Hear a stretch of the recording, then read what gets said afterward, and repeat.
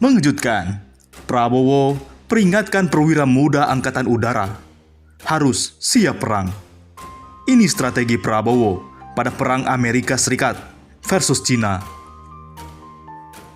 Menteri Pertahanan Republik Indonesia Prabowo Subianto menegaskan perwira muda harus berani secara fisik, berani secara moral, memiliki karakter dan kompetensi, serta harus memiliki pikir atau mindset siap perang. Sebagaimana siaran Dispenau. Sebanyak 172 Karbol Akademi Angkatan Udara atau AAU antusias memperhatikan pembekalan Menhan Prabowo yang mengajak calon perwira tersebut untuk bekerja keras, membawa TNI AU mewujudkan postur terbaiknya yang unggul, serta menjadi AU yang disegani negara lain. Nasib negara dan bangsa Indonesia ada di pundak kalian semua, serta harus sadar bahwa tidak mudah untuk menjadi seorang perwira, apalagi menjadi perwira Angkatan Udara, kata Prabowo saat memberikan pembekalan kepada Karbol Reda Taruna AAU tingkat 4 calon perwira remaja Capaja tahun 2020 di Kestaria AAU Yogyakarta, Jumat 12 Juni. Prabowo menyatakan para peserta itu layak diberi panggilan perwira yang bertujuan agar Karbol Reda memiliki sifat keperwiraan. Istilah 5 menit menentukan. Menurut Prabowo diharapkan mampu membuat Karbol Reda senantiasa mawas diri dan tetap berdoa kepada Tuhan Yang Maha Esa supaya sampai pada prasetya perwira atau upacara pelantikan perwira yang tersisa 32 hari lagi. Prabowo juga berpesan agar Karbol belajar dan sungguh-sungguh agar menjadi perwira TNI AU yang andal, profesional, militan, dan cinta tanah air. Angkatan Udara merupakan matra yang sangat menentukan, ucapnya. Pembekalan tersebut diakhiri dengan acara penyerahan sejumlah buku dari Prabowo kepada Karbol AAU. Kedatangan Prabowo disambut Gubernur AAU Marskal Muda Nanang Santoso disertai jajaran kehormatan Karbol AAU dengan tetap memperhatikan protokol kesehatan di tengah pandemi virus corona. Marsda Nanang Santoso dalam sambutannya mengaku terhormat atas momentum emas ini dan berharap nasihat, arahan, dan satiaji langsung dari Prabowo dapat dijadikan bekal, motivasi, inspirasi para Karbol untuk menjadi perwira yang memiliki karakter, kompetensi, serta integritas yang tangguh dan juga unggul. Mengejutkan, inilah strategi Prabowo. Juru bicara Menhan Prabowo Subianto, Dhanil Anzar Simanjuntak menuliskan artikel tentang Amerika Serikat, Cina, dan perangkap Tujidides yang dimuat koran Republika 13 Juni 2020. Meski tulisan tersebut bukan atas nama jubir Prabowo, melainkan Dhanil Anzar sebagai peneliti Universitas Kebangsaan Republik Indonesia atau UKRI. Setidaknya pasti sudah atas pengetahuan Menhan Prabowo Subianto.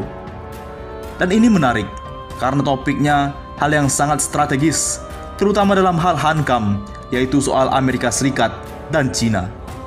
Berikut isi tulisannya. Amerika Serikat, Cina, dan perangkap Tujidides. Perang dagang antara Amerika Serikat dan Cina yang sempat mereda tidak serta-merta membuat tensi politik menurun. Hubungan keduanya justru semakin memanas. Setiap peristiwa belakangan ini seolah menjadi kayu bakar, memperbesar bara pertikaian keduanya. Ekskalasi meninggi setelah Presiden Cina Xi Jinping pada 26 Mei 2020 mengatakan akan meningkatkan kesiapan militer dalam menghadapi kemungkinan konfrontasi bersenjata. Ini menjawab berbagai tuduhan kepada Cina terkait COVID-19, juga semakin intensifnya patroli kapal perang Amerika Serikat di Laut Cina Selatan. Seterusnya, Presiden Amerika Serikat Donald Trump juga sudah bukan 1-2 kali mengeluarkan pernyataan keras. Kesiapan perang yang ditegaskan Presiden Xi semakin mencemaskan dunia karena sepekan sebelumnya Cina mengumumkan kenaikan anggaran pertahanan mencapai 178,2 miliar dolar Amerika Serikat dari sebelumnya 167 miliar dolar Amerika Serikat. Berdasarkan data tahunan Stockholm International Peace Research Institute atau SIPRI, akhir bulan April lalu, pengeluaran militer Cina pada 2019 mencapai 261 miliar dolar Amerika Serikat atau meningkat 5,1% dibanding pada tahun sebelumnya. Cina di posisi kedua setelah Amerika Serikat. Meski masih jauh di bawah Amerika Serikat dengan pengeluaran 732 miliar dolar Amerika Serikat, motivasi kenaikan anggaran militer Cina, seperti disebutkan salah seorang peneliti SIPRI, Nantian, adalah untuk bersaing dengan Amerika Serikat sebagai adik kuasa militer dunia. Kenaikan anggaran militer Cina ini tidak lepas dari kemajuan ekonomi yang saat ini diraihnya.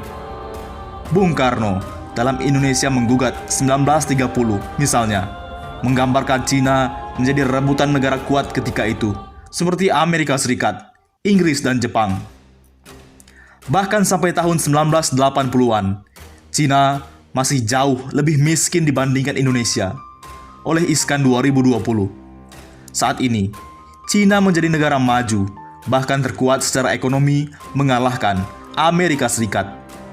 Karena setidaknya Cina telah melampaui Amerika Serikat dari 20 indikator, kata Allison 2017.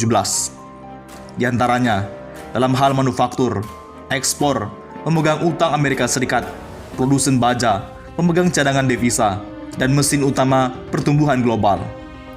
Kemajuan Cina ini tidak lepas dari kebijakan pragmatisme yang diambil para pemimpinnya. Cina tidak lagi memegang sepenuhnya ajaran Karl Marx, pendiri komunisme. Sejak era Deng Xiaoping pada 1980-an, Cina memasukkan unsur pengusaha dari sebelumnya hanya buruh dan petani.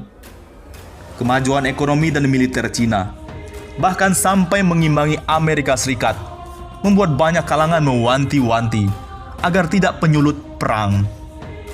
Terutama saat era Presiden Nixon yang membuka serta membawa Cina ke dunia modern dari negara terbelakang dan tertutup. Perangkap Thucydides. Kemajuan Cina di bidang ekonomi dan militer bahkan sampai mengimbangi Amerika Serikat, membuat banyak kalangan mewanti-wanti agar hal itu tidak menyulut perang di antara keduanya. Karena lepas dari perangkap Thucydides, itu tantangan terbesar saat ini. Perang Peloponnesia, seperti dikatakan Thucydides, sejarawan Yunani kuno, terjadi saat kekuatan Athena meningkat atau rising power berhadapan dengan Sparta, ruling power. Berdasarkan catatan Graham Allison dalam Destined for War, Can America and China Escape Thucydides Trap? Sebanyak 12 dari 16 kasus selama 500 tahun terakhir, terjadi perang antara rising power dan ruling power. Presidensi, seperti dikutip Allison, menampik perangkap Thucydides ini.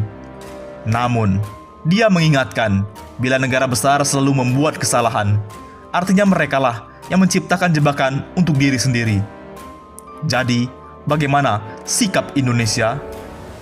John Mayer Seymour, dosen politik dari Universitas Chicago, dalam sebuah debat yang diselenggarakan oleh lembaga think tank asal Australia, menyatakan, dalam perspektif Amerika Serikat, tidak ada tempat bagi negara lain untuk netral dalam pertarungan Amerika Serikat versus Cina ini.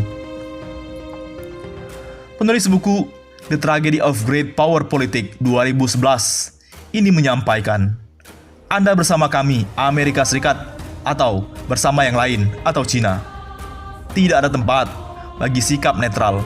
Bersikap netral artinya kalian musuh kami. Agaknya sikap yang sama sedang juga ditunjukkan Cina. Karena itu kedua negara akan aktif membangun aliansi di seluruh dunia, meski keduanya sedang menghadapi gejolak yang serius di dalam negerinya masing-masing. Kedua negara ini memiliki kepentingan ekonomi yang sama dengan Indonesia saat ini. Indonesia pun memiliki hubungan sangat baik dengan keduanya. Maka itu, peran diplomasi pertahanan dibutuhkan di tengah situasi dua gajah sedang aktif membangun aliansi kekuatan. Apapun itu, dengan berbagai konsekuensinya, pilihan sikap Indonesia harus selalu merujuk konstitusi dasar yang mengamatkan untuk ikut melaksanakan ketertiban dunia yang berdasarkan kemerdekaan perdamaian abadi, dan keadilan sosial. Jadi, misi Indonesia adalah memastikan peran dan kerja diplomasi, termasuk diplomasi pertahanan, dalam mencegah perang di antara kedua negara itu. Ataupun perang yang lebih besar, melibatkan banyak negara bersama konflik kedua negara tersebut. Bagaimana menurut pendapat Anda?